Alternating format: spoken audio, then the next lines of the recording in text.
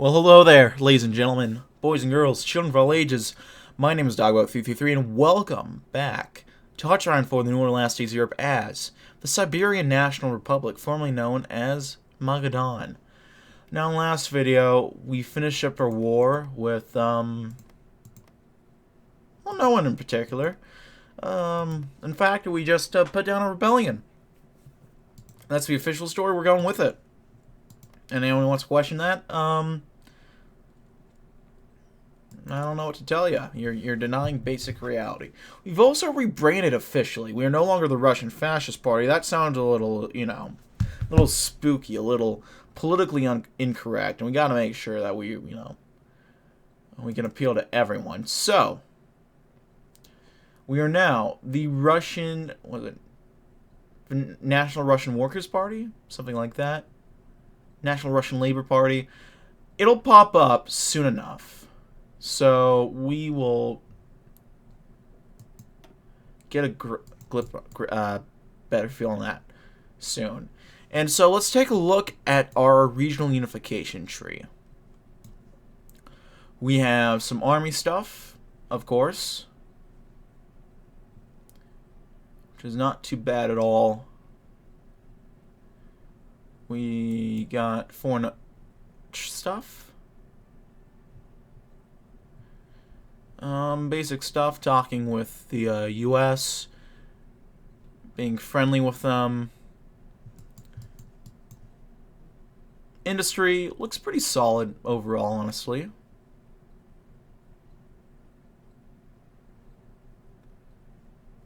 We'll figure out all of that coming up. And then, probably most interesting, and what we'll spend a fair bit of time working on for now, are political stuff.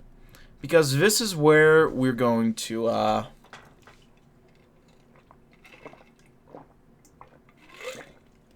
excuse me, I needed a drink of water.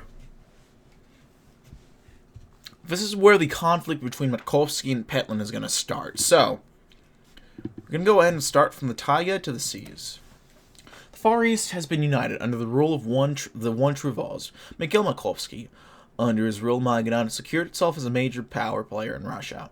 However, these new lands we've conquered are disparate and rather loosely connected, both administratively and politically, compared to the rest of the nation. We should endeavor to further consolidate these various new territories in order to bring a real sense of unity to the nation, more effectively stamp out rebel movements where they may arise. We shall make sure the people of our nation know who is ruling over them. Makes sense to me.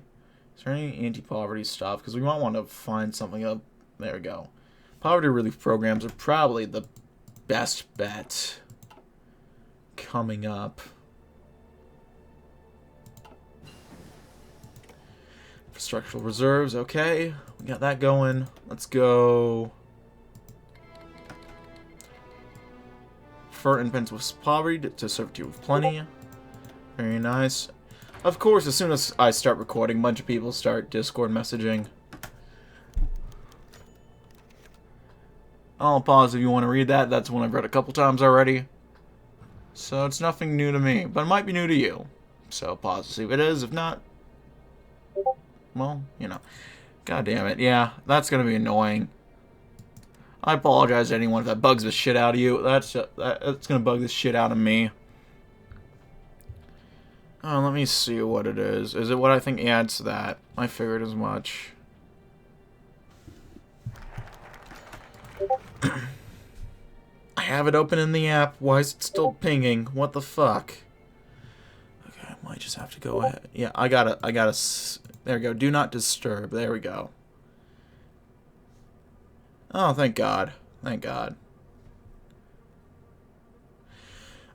Gone were the days of the old. The failure of the czars, the communists, and yes, even the failures of fascism. Or at least Rodzewski's ill-begotten Germanophilic version. Mikhail had painted all over the troublesome antics with a single big red brush. Yes, the far eastern reaches were secure, but it would not be enough. It would never be enough. Magadan had been a poor home for the new emigres who had fled there, hoping for a new place. a new home, a new Russia, and now a step had been taken towards this new dream. To think it was all coming within his grasp. Of course, he still had work to do. Control had to be solidified, the Americans had to be sated, and the future had to be secured, but his dream kept coming back to him. A free Russia different than all that had come before it. A new place where everything was better, everything was calmer. A place Russians could call home. No matter the price that would come in making it. A new hopeful land. Peace through order. Order through strength. That was a maxim they needed. Strong, firm, uncompromising. And despite all his glances to the forms on his desk, he couldn't get over the thought of dancing in his head. The future waits for no one. Back to work.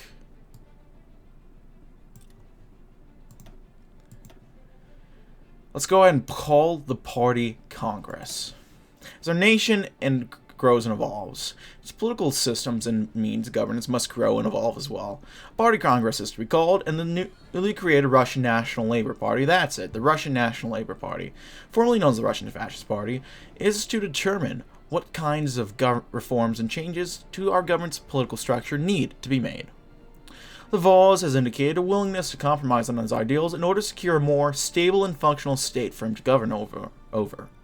We should take this into consideration as we endeavor to improve the government. Works for me.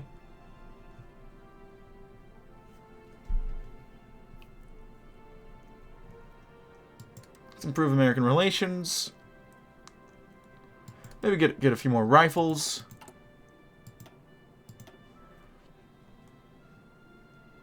Let's just train up some new guys.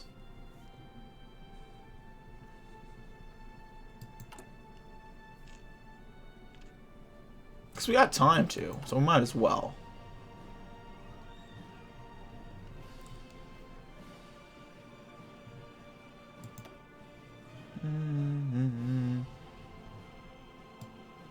Sounds like something from the base game. Is it not? Is it? Superpowers. Oh, I broke it. Okay, that works. DEFCON 3. Well, let's put on a fresh coat of paint real quick. We have cast off our fascist legacy in order to bring the Far East into the modern era. At least that's what our propagandist mills are spewing. In reality, our Vols, Makovsky, still maintains a tight grip over the party.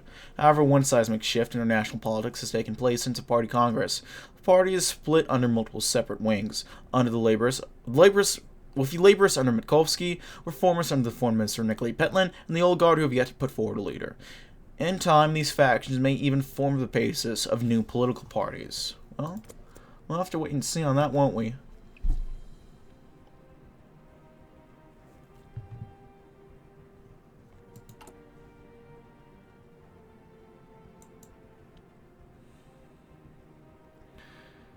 And we're gonna... Our poverty rate is going down now. It's just it's been going up for a while, so it's gonna take a while to dig ourselves out of that hole.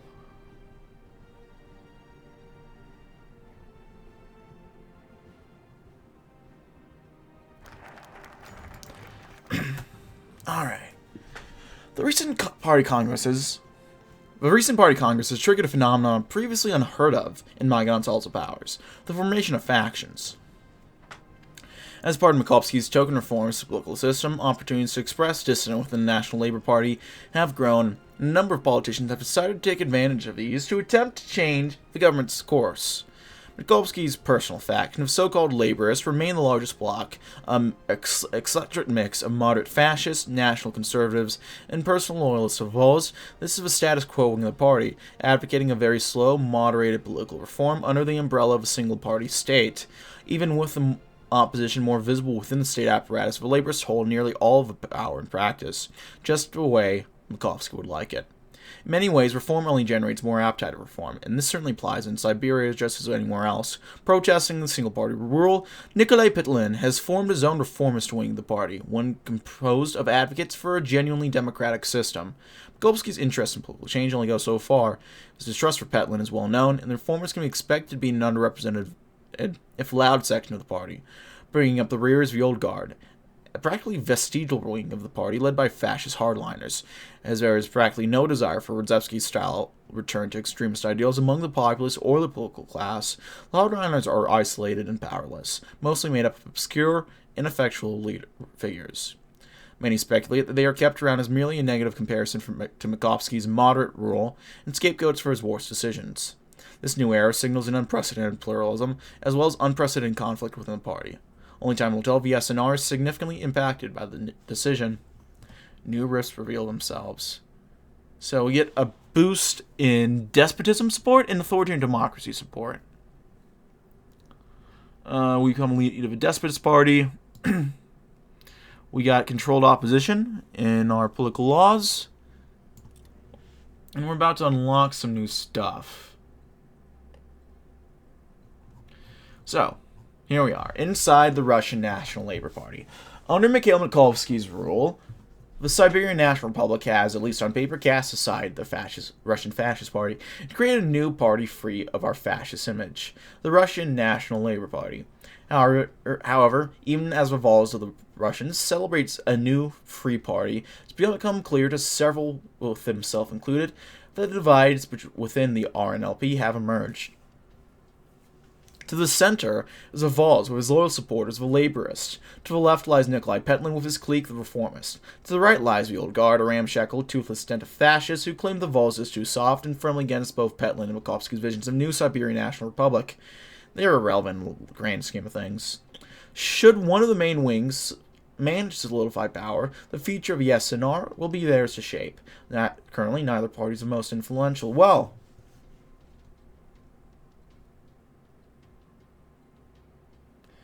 let's meet with some prominent emigres to start things off.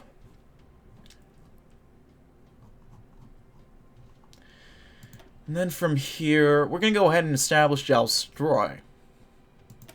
Though our great Vaz has brought peace and stability to our lands, there are still many who oppose his rule and would hope to tear everything we've created down. However, given the current political climate, having dissidents executed wouldn't be ideal. Instead, the FNCF, or Jalstroy, will be created. Publicly, it's a work program to improve infrastructure, construction, and resource extraction. In reality, it is a series of forced labor camps where the aforementioned political opponents and dissidents will be incarcerated. Truly a more civilized way of handling such people. It was at this focus, because before I was thinking, okay, this guy isn't that bad. I'm waiting for a kick, because he honestly doesn't seem too bad. And that's kind of the, oh, that's the twist. That's the, okay. Granted, it's not as bad as it could be, but, you know. But, you know, it's not nice either. Nikolai Petlin scraped his fork against the plate for about the 5th time since the last bit of meat had been picked clean, and burrowed in thought as he continued to swirl the bits of sauce and grease that remained as his mind wandered. The taint of fascism was running deeper and deeper in Magadan with every passing day, stretching its tendrils across his fair country and tightening its grip. There was an anger there, for sure, but there was also optimism coupled with the tug of despair. It was his duty to rid what was once a protective measure, now a vile curse, from Harbin and Russia at large. Just as he was about to scrape the plate once again, he heard his wife pipe up from across the table. "It will work out. I have faith in you," spoke Lydia, already knowing what was tearing at her husband. It haunted her too, in fact. Every facet of Magadan reeked of the RFB, and by extension, her late ex-husband, Radzevsky. Oh yeah, I forget if I said this before. I'm sure I did because it's great. Petlin cucked Radzevsky, and that's fucking hilarious to me. Will it? There's so much work to be done, Lydia. Makovsky rules like a butcher, and every day it seems like freedom gets further and further away, and fascism gets stronger. Someone has to do it, Nikolai. Gladly, that person is you. But you won't have to do it alone. I know these types. Hell, I was married to one. They're strong men. Makovsky is a man who rules by fear and brutality. A force of freedom will always topple a paper tiger like him. Thank you. The burden was not entirely eased, but at least he had some measure of reassurance. But more so, he simply wanted out of the conversation. So, with a stiff upper lip, he picked up his plate and placed it in the sink before heading off to his study, his mind abuzz with the same witches-proof emotions. A drop of hope goes a long way, though. I'm glad I put my Discord status to Do Not Disturb, because there are currently 37 messages in that fucking Discord thing. And growing. I'm gonna look away. I'm gonna see if 38 hops up sometime soon when I look back. So let's go ahead and continue on.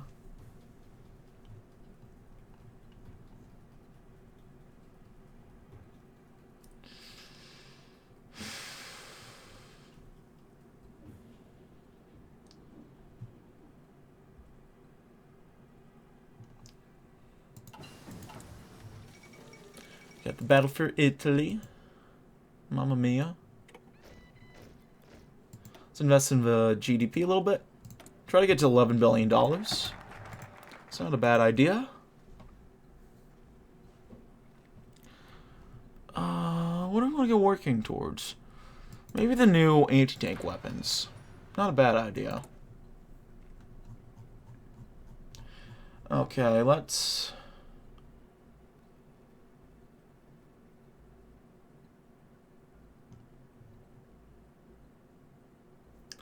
seek some foreign support. And, oh, it went up to 44. Damn. You look away for a second and, man. Whew. Huh. I mean, a lot of these look better anyway. I'm looking for something that's not worth swapping to. More political power, a little bit less stability. More political power, more stability. Just about the same penalties. Less GDP spent here. More political more monthly population here. I mean, yeah, it looks just flat out better to go reformist right now. So, shit, we might as well do it. Where do we want to start, though?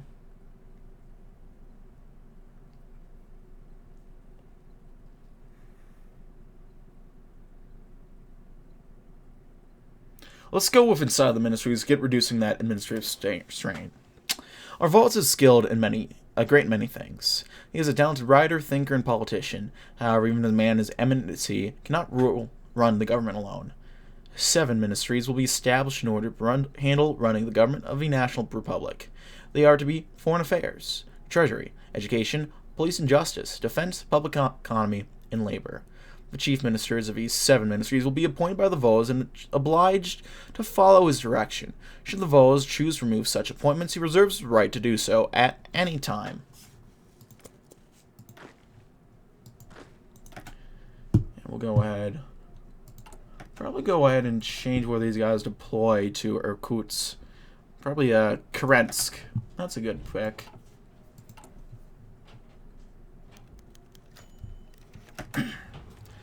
Sergei Dmitrievich Solovyev cursed as his hand slipped from the shovel. His hands, long applied to the delicate work required of typesetting, were wholly unsuited to manual labor. That, however, was all he knew he could expect for a very long time. Holy shit, 56 messages in that fucking group. What the fuck? He remembered that night in his printing shop. True enough, what he had known to be inevitable had finally occurred. The RFP had discovered his little effort of resistance, but apparently he wasn't important enough for them to spend the effort on disappearing. And so he found himself here. Vidal's story was ostensibly a public works program. As he and others were now experiencing firsthand, however, the program was little more than a way to imprison dissidents and other undesirables while working with them to the bone besides. He recognized others who had rebelled in their own small ways against the party, and now they were all besides each other, digging trenches for railroad ties. One day he knew things would change. They had to. But for now, seeing the hard-eyed look of the overseer and wanting to avoid the fate he had doled out to others who worked too slowly, he put his thoughts aside and picked up the shovel. There was work to be done. So, our laws will be changed to public, penal labor. His abilities used in a more appropriate manner. Better free repair, I guess. little bit extra recruitable population. I mean, it's not... Oh. I just right-clicked that. I didn't know you could get those to disappear if you did that. Interesting. I'll click some of these back on. Just because I'd rather have them than not.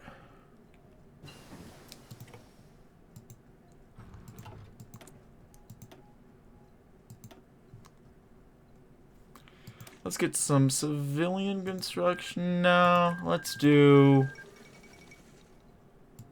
Oh, Samara, okay. Bunyachenko. Here.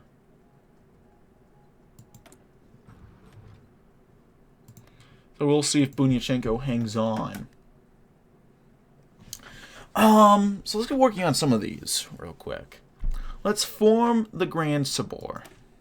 The Zemsky Sobor, or Assembly of the Lands, was a parliament in Russia active during the 16th and 17th centuries, created with the purpose of advising and assisting the Tsar in the administration of Russia. Though times have changed significantly since the first Zemsky Sobor, the need of a ruler for assistance is not. The urging of Petlin's reformist wing, the Grand Sobor, or Grand Assembly, is to be established and act as a parliament for the Vost, similarly advising him and helping him to administer the Far East, just as its predecessor did so many centuries ago. There we go. The former swing is the most influential.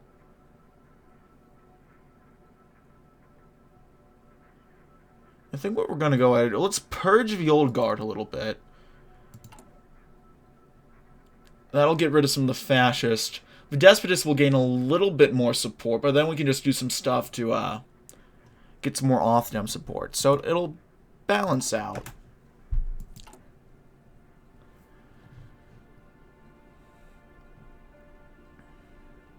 Do you guys want to figure out who's going to win sometime soon?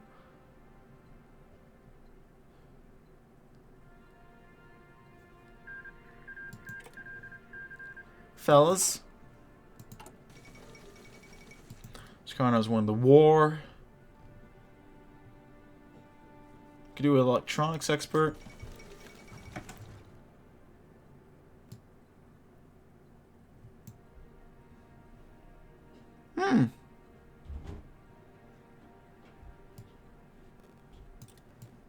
Ireland's been saved, I think, boys. Okay.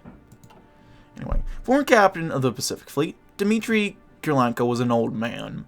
He enlisted in the Soviet Navy when he was a young man and had risen through the ranks with the enthusiasm that could not be matched. When he was made captain, he had been given command of a Kirov-class cruiser Kalinin. He had fallen in love with that ship. She had been his first and his last command. When the Great Patriotic War came to a close and Presidium fled to Irkutsk, he'd served admirably against the IJ and entered its last offensive. When Admiral Yumashev took the fleet to Kamchatka, he had personally ensured that the cohesion of his task force. The fleet's fall to father in Magadan had been the last straw for many of his fellow sailors. Those who didn't find work for a new regional hegemon found themselves drifting and drowning their sorrows in booze. As Dmitry looked out at the docked merchant ships in the port of Magadan, he thought of his situation. The new rules of the Far East turned his stomach. He was forced to do things he regretted in order to keep the Kalinin and her sisters afloat, but even he could not find it in himself to be generous towards the members of the Russian Fascist Party. Looking out towards the horizon, he contemplated once again whether or not he should leave the country. Perhaps he would take charter passage on a trade ship to America, or go west deeper into the former Union. He wondered whether his old friend Admiral Yumashev would approve of the SNR, and what it stood for. Would he begrudge his decision to abandon his homeland for greener shores? Would he support him staying in this new country? In truth, he knew it didn't matter. It would all come down to his own decision at the end. Dmitry looked out over the waters of his homeland for one more time, taking in the salt air and the sounds of the dock workers. With tears pooling the corners of his eyes, he walked to the end of the docks. There was a ship there, accepting passengers from the United States. The final voyage of an old sailor. Hey, come back. We're not going to be fascists for much longer.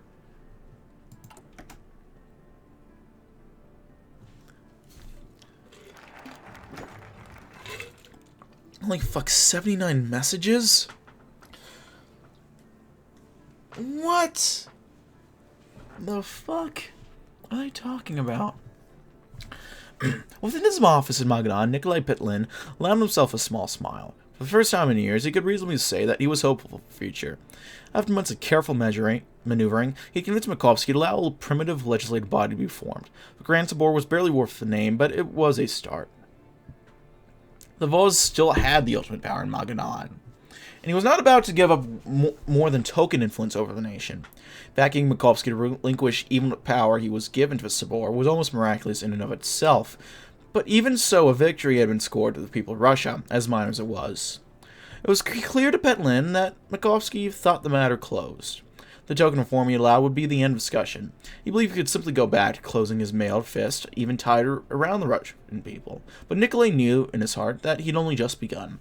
The Russian people had suffered for so long, and they deserved so much more than a council that would rubber stamp Makovsky's decrees. It would be difficult and very dangerous, but he would do all he could to bring about a Russia that its people could be proud of. The one step at a time. More off-them support? Beautiful. We're doing great right now.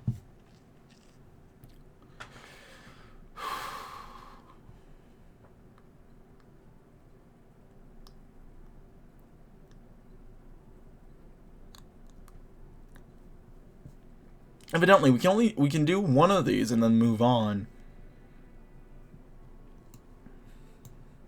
Which I think I'll do all of these first, but I kind of want to move on to something else real quick, just so we can get working on stuff. Let's form the Recovery Commission.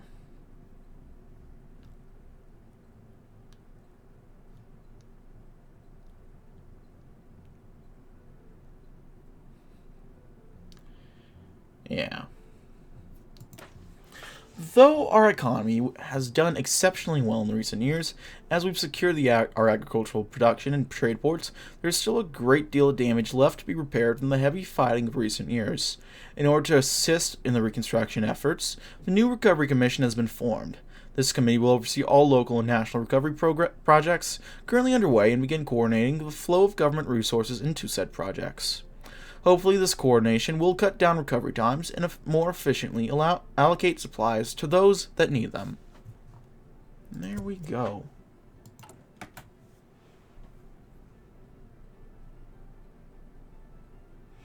Let's investigate laborist corruption, Sarato's coup the government.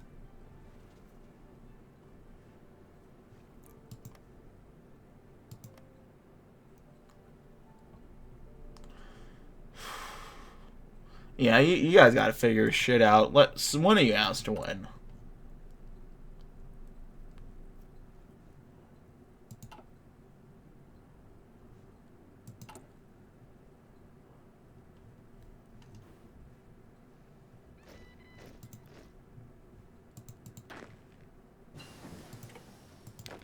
Some more guys in there. There we go. Form the Recovery Commission. Large-scale exercises. We'll go ahead and meet with some prominent emigres. Yes.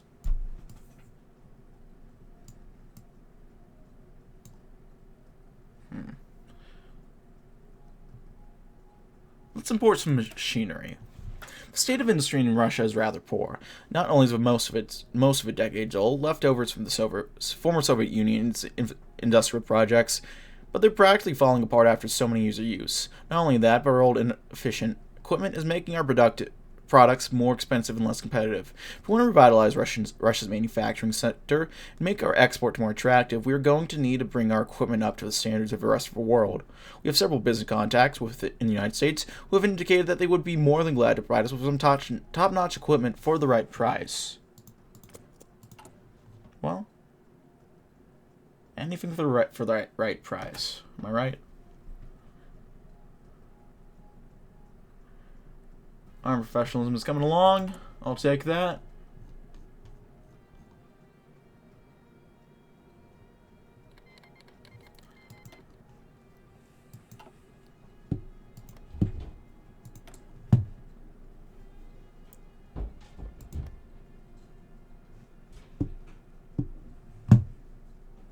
the guys over here just kind of falling apart.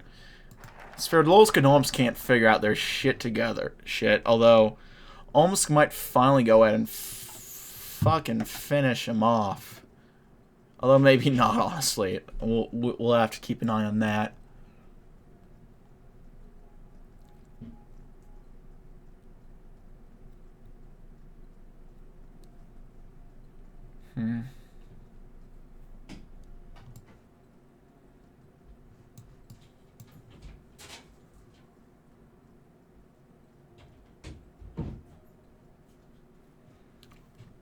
Let's do a federalist model.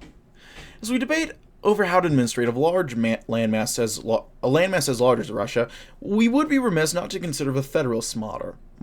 The advantages of a federal form of government are numerous. For example, by allowing each individual province or territory some amount of autonomy and independence from the federal government, we allow for more personalized policy to be created for each region. Additionally, such a system encourages political participation from our citizens and reduces overall administrative strain on the national government. Although it might weaken the Vod's power, it may also help secure his rule. I just heard weaken his power. You guys hear anything else? I heard that and I was sold. Seek foreign support.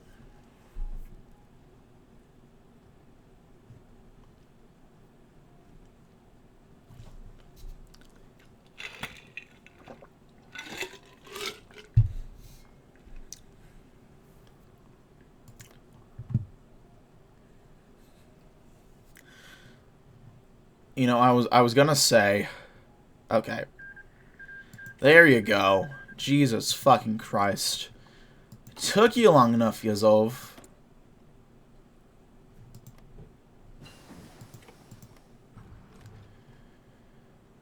Of course, VAI doesn't know how to handle the Onega War, so they're getting beaten back.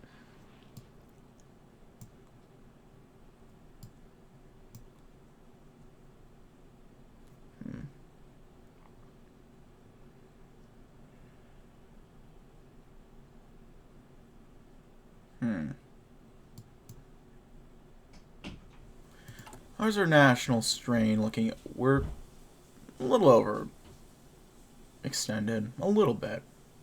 It's not too bad, though, overall, honestly. I think the manpower hit is mostly gone.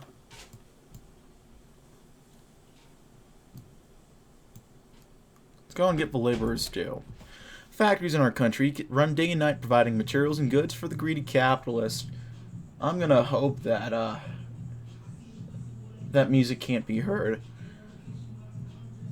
Goods for greedy capitalists and corporations of the nation. Day after day, our citizens' labor crushed by the massive workloads they are given every day, each and every day. Even them after a long day's work and a short night's rest, they get the bare minimum a company is willing to shell out for their pay. Sometimes not more than a few cents on the dollar an hour. It's an angering thing, working so hard for so little. The lower classes seem to agree. If we're not careful, they might even fall under the influence of some charismatic populist or communist offering salvation in their ideologies. If we want to prevent that from happening and improve the stability of our nation, we should work towards improving the laborer's lot in life, starting with his pay. I'm gonna hope you guys can't hear that. Well, I guess I don't care if you guys hear that necessarily. I'm more concerned if the algorithm can hear that. Let's get civilian construction 3. Yeah, we actually have an okay industrial base coming along. Not too bad at all. Let's build some stuff in Blago Veschensk. I'm gonna assume that's how you say it. I'm gonna assume that's how you say it, and that I fucking nailed it. Fuck off. I'm pretty sure I said don't show me that ever again. So you can screw right off. Let's purge the old guard.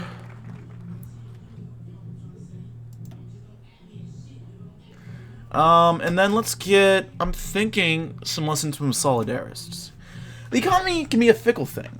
The The stock market's up one day and falling another. Skillful to pit in why anything happens in the economy these days. Fortunately, national security and defense is not so difficult. Instead of playing with the trade laws and border policies, we should instead be investing government time and effort into building up our military industry in order to protect ourselves from potential attacks from our neighbors in the West.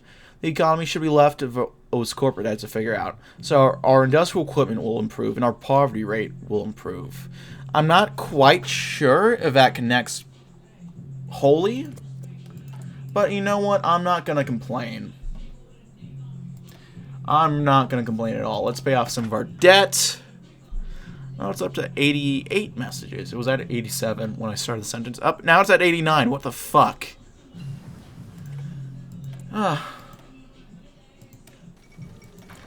Just watch. Someone said that they're pregnant or something, and I'm going to come in. It's like, what? What the hell happened? How did that happen? Okay, I'm gonna text someone to see if they can turn that music down. I'm not even concerned if you... I'm concerned if the algorithm can hear, but at this point, I just don't like hearing it.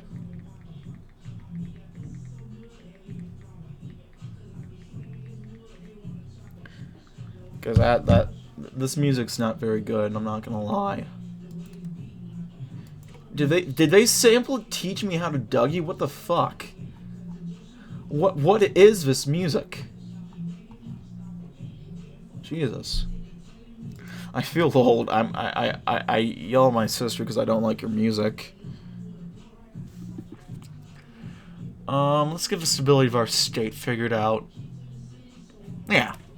In many ways, our state is far more secure than it ever was years ago. Our borders are cleaner and easier to defend. We've managed to take hold of the entirety of the Far East. Our military has never been stronger. However, in many more arguably important ways, the nation is far more unstable than it ever was before. We are struggling to administer an area and population far larger than our government was originally intended to administrate. Ideological rebels are popping up all over the place, and loyalty to the Vols is becoming even more nebulous and unreliable. There are several means through which we could address these issues, whether it be through political change or just by directly dealing with the dissent. Whatever we choose, we must work to implement the changes quickly in order to maintain the stability of the state. Well, let's get working on that then. We get some resources. Slight increase in GDP.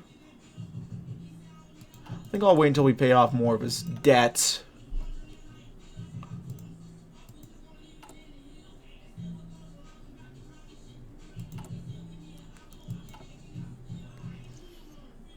It's coming along so far. Get another factory built in October. How is all this coming along? Let's see.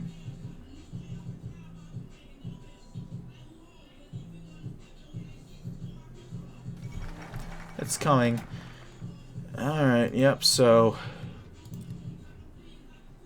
they got Omega back, and that's really about it. Huh. Good job, guys. Okay. Let's go ahead and reform the Black Shirts.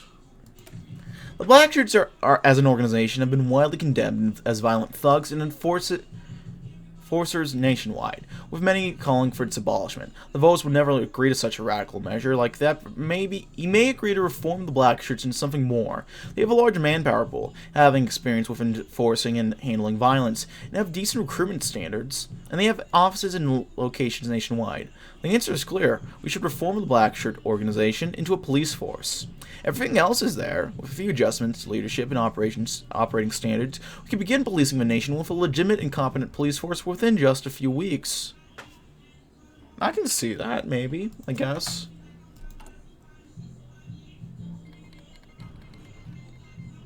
Oh no, not the Kingdom of Caucasia. Anyone but the Kingdom of Caucasia. Hang in there, Gozaius.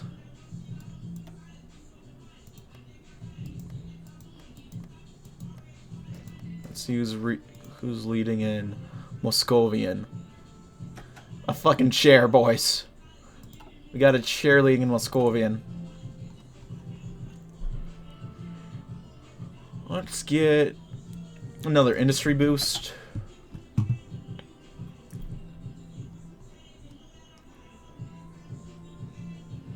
Anything for civilian stuff? I can't really see it. Agriculture, industrial equipment.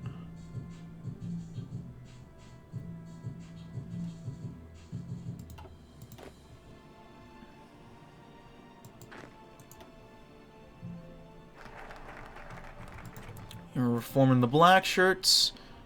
Wunderbar.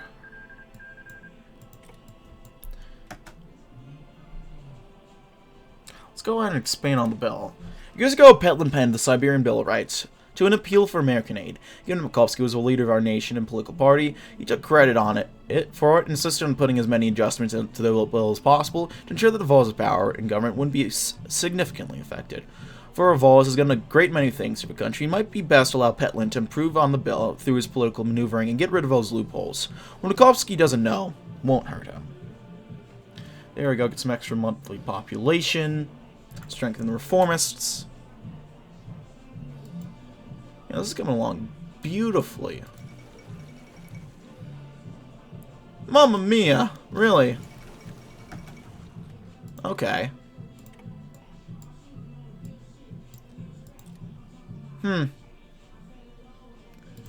Improve relations again, keep them very high. Trofim had not, in the wildest dreams, ever thought he would be wearing the uniform of a police officer. A longtime member of the RFP, had spent many years escaping from or avoiding capture by the police of various states. As such, when he first heard the black shirts were being reformed into police force, he thought it was a joke. He quickly realized that, as was always the case when the Vos proclaimed a change, it was no joke. First, he did not like the change, though he would not have dared to voice the thought. In the black shirts, he had been used to doing what was necessary without much thought to legal regulations. That was no longer the case. And yet, he found that he did not mind the rules as much as he once had. Because they allowed him to realize something he'd always wanted. Something he always wanted. Acceptance. When people passed him on the street now, after the initial period of distrust, of course, they no longer regarded him with constant suspicion and fear. After he had worked to capture some low-level criminals, some had even taken to greeting him. He liked that feeling. He liked feeling that on some level. He was helping people, as he helped his country towards its natural destiny. He liked that. And he gave thanks to the Vols for the opportunity. A surprising change of heart. Very nice.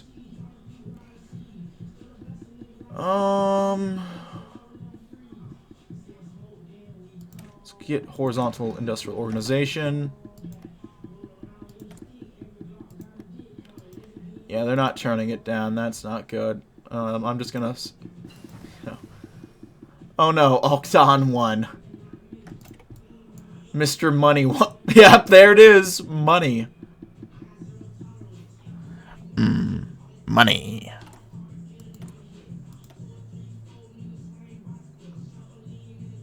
Let's get some leg infantry. Strategic cycles.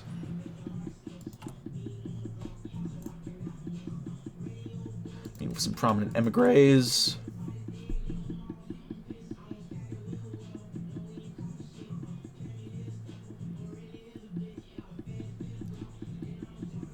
It's coming along nicely. Yep, there we go. We've expanded on the bill. Now what do we want to do? Let's get national renewal. The Russian people are some of the hardest, or some of the greatest on Earth. We've endured hardship unparalleled at the hands of German menace, that monster which bent Europe to its will and broke all the empires on the continent. It was only us, the Russians, who got back up and mobilized to fight the Reich once more. We alone fought on, without aid and without respite. Even in defeat, we managed to strike a crippling blow against the Nazi giant, destroying its economy and exposing its weakness to the world. The Russian people remain strong, even through these decades of humiliation and loss. Under our Volz's leadership, the world will see our strength. There we go.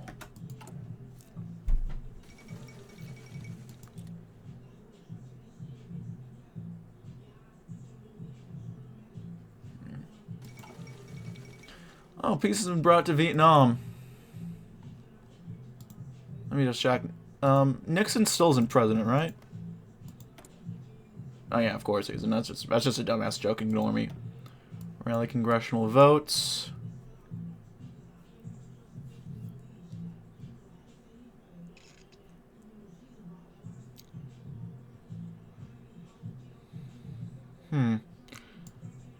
I wonder what old...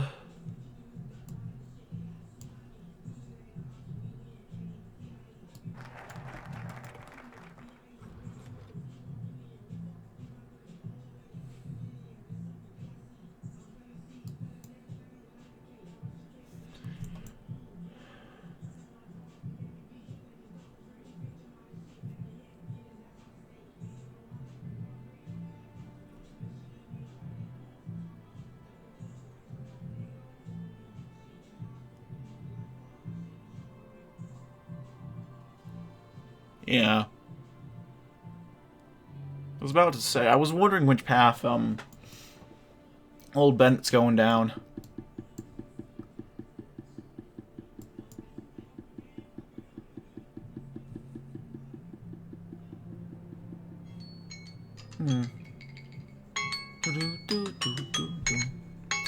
Well, thank you as always for watching, ladies and gentlemen.